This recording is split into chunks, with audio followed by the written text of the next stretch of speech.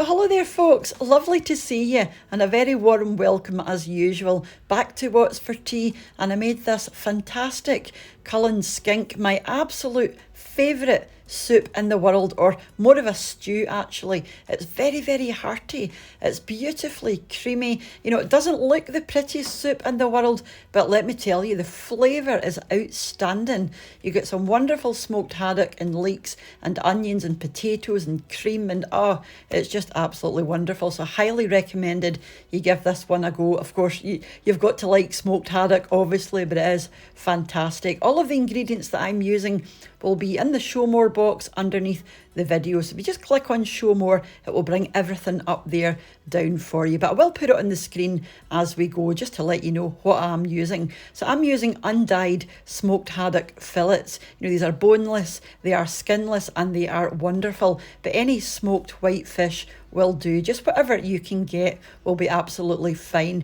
I'm also using some leeks, but make sure they are well washed. I like to give my leeks a good wash. I'm using new potatoes, but you can use whatever potatoes you prefer. You know, new potatoes, these are quite waxy, so it's not going to end up too thick. I've got some cream, I've got some butter, and also some parsley. Use fresh parsley if you can find it. I completely forgot about the parsley, so I'm using the dried stuff, but it doesn't really matter. I've got some milk, I'm also using a small onion, and I've got some water as well, and also some salt and pepper just to taste. So go over to your cooker and grab yourself a big pan. To this we're going to melt down some butter, unsalted or salted, it doesn't really matter.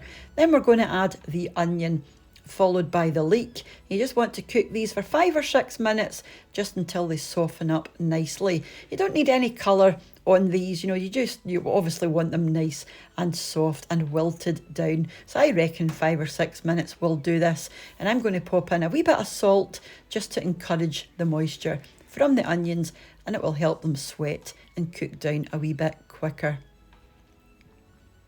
And once you're happy, you can pop in your potatoes.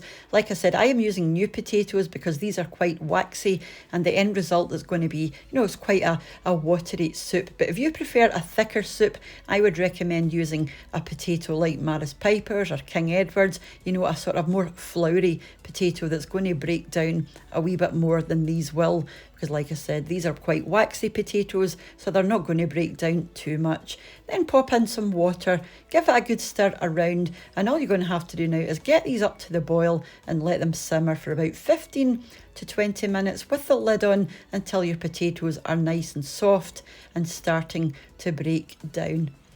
And this was ideal.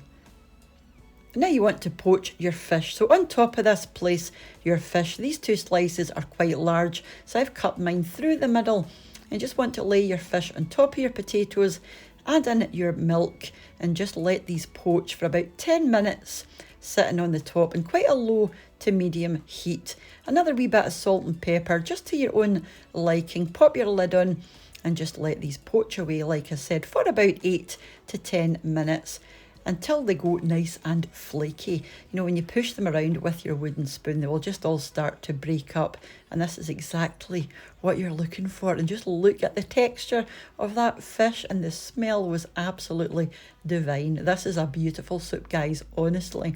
If you do like smoked haddock or any smoked fish really, and tatties obviously, I would highly recommend you give this one a go. So just give it a wee gentle stir round just to break your fish up into nice bite-sized pieces.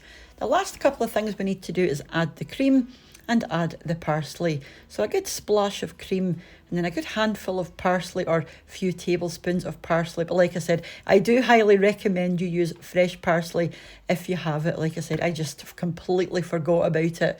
But the end result is just as delicious with either.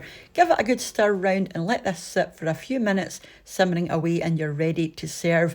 If you prefer a thicker soup, I would recommend doing this the day before, and it will thicken up a good bit. But this was exactly what I was looking for, and let me tell you, the flavour is outstanding on this one and highly recommended.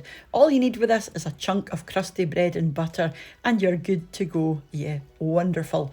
Just before I leave you, I wanted to say, as usual, a huge thank you to the supporters of the channel over on my Patreon page, and to the channel members here on YouTube as well, and to you all for watching and leaving your marvellous comments. It's all very much appreciated, and I will catch you during the week for another week shopping and bagging, or another recipe, or even back on Sunday for meals of the week, which is my most popular time on the channel and my favourite day of the week as well. And if you're not following me over on Instagram yet, I'm What's for Tea 3 over there, and it would be lovely to see you. So whenever you choose to join me again, have a wonderful rest of your day and rest of your week. You take care of yourselves, and I'll catch you off as soon back here on What's for Tea. Take care. Bye now.